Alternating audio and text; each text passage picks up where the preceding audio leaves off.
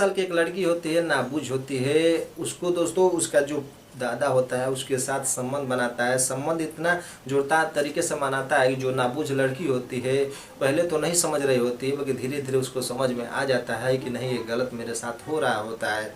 जो उसका दादा होता है उसके साथ कई बार संबंध बनाता है। संबंध बनाने की वजह से वो लड़की होती है 8 महीने की प्रेग्नेंट हो जाती है।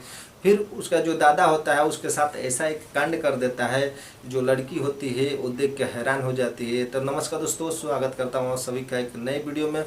दोस्तों ये सच्ची घटना उत्तर प्रदेश का एक जिला पड़ता है हापुड़। हापुड़ की ये सच्ची घटना है। हापुड़ का रहने वाला एक छोटा सा परिवार होता है। घर में टोटल 3 ही लोग होते हैं।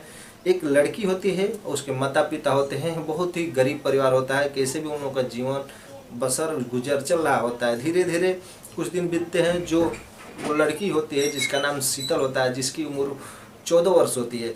शीतल का जो पिता होते हैं कुछ दिन बाद उनकी कुछ बीमारी की वजह से मौत हो जाती है। मौत के बाद जो उसकी शीतल की माँ होती है जैसे तैसे करके अपना खर्चा मेंटेन करती थी, या जो शीतल थी उसको पढ़ाती थी।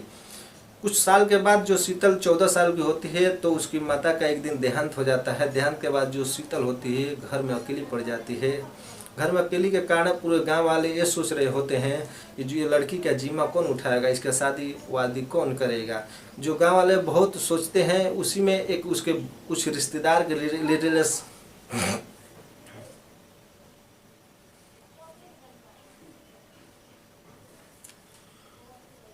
सुन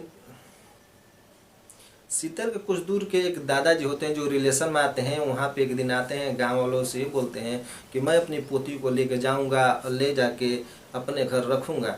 तो जो उसके गांव वाले कुछ लोग होते हैं ये बोलते हैं कि चलो अच्छा ही है, गांव का तो झंझट हटा, कौन इस बेचारी का शादी ब्याह करेगा। तो फिर वो शीतल के उसके गाँव वाले जो होते हैं उसके दादाजी के साथ जाने दे देते हैं। जो उसके दादाजी होते हैं उनकी उम्र तकरीबन 55 साल होती है। फिर वो दादाजी लेके अपने घर चले जाते हैं और 6 महीने जैसे बीतते हैं, उनकी जो दादी होती है, शीतल जो दादी होती है वो बीमार होती है। और बीमार होने के कारण जो उसकी दादी है कुछ कर नहीं पाती है। फिर जो शीतल होती है खाना बनाती है। वो खाना बना के अपने दादा को अपने दादी को देखती थी, खिलाती थी। और अपने दादी को दिन में ख्याल रखती थी और दवा बीरो जो भी देना था वो करती थी। उसके दादा कहीं खेतों में काम करते थे, शाम को आते थे। फिर धीरे धीरे एक दिन जो शीतल होती है नहा रही होती है। जो उसके दादा होते हैं दोपहर में खेतों से आ जाते हैं। जब शीतल का पूरा शरीर देखते हैं तो उनका मुंह में लार आ जाता है। लार आने की वजह से एक दिन शीतल रात को उसी रात सो जाती है। फिर जो शीतल के पास जाते हैं और उसके साथ ज़बरदस्ती संबंध बना देते हैं। संबंध बनाने के बाद जो उसकी दादी थी वो बीमार थी, उठ नहीं पाती थी, उसको पता नहीं चलता है। उस दिन जो शीतल होती है रो के रह जाती है। उसके दादा संबंध बना के चले जाते हैं। फिर दूसरे दिन वो खेत जाते हैं। उसके दादा खेत से आते हैं तो दोपहर में शीतल के साथ संबंध बनाते हैं। इतने जोरदार तरीके से संबंध बना देते हैं जो शीतल होती है रोने लगती है। फिर जो शीतल होती है उससे दादा बोलते हैं अगर ये बात किसी को तुम बताई ना तो तुम्हारा मैं गला दबा के तुम्हारी जान ले लूँगा।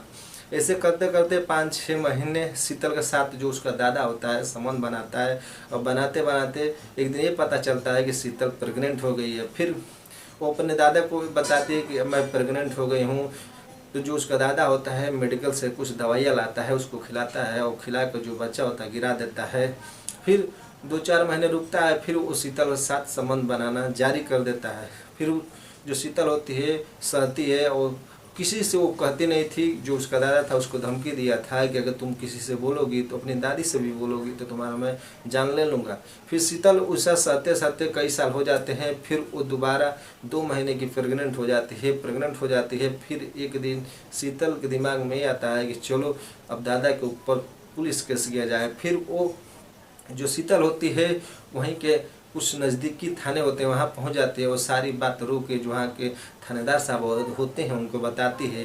जो थानेदार साहब होते हैं कुछ पुलिसकर्मी को भेजते हैं, उसके दादा को घर से उठा कर लाते हैं और पुलिस चौकी में उसकी कुटाई करते हैं। कुटाई करने के बाद उसके ऊपर मुकदमा लगाते हैं।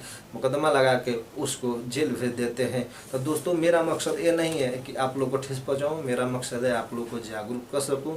अभी भी समाज में हैवान पड़े हैं। आप लोग कहीं भी रहे, सावधान रहे, सतर्क रहे। मिलते हैं एक नेक्स्ट वीडियो में, तब तक के लिए जय हिंद जय भारत।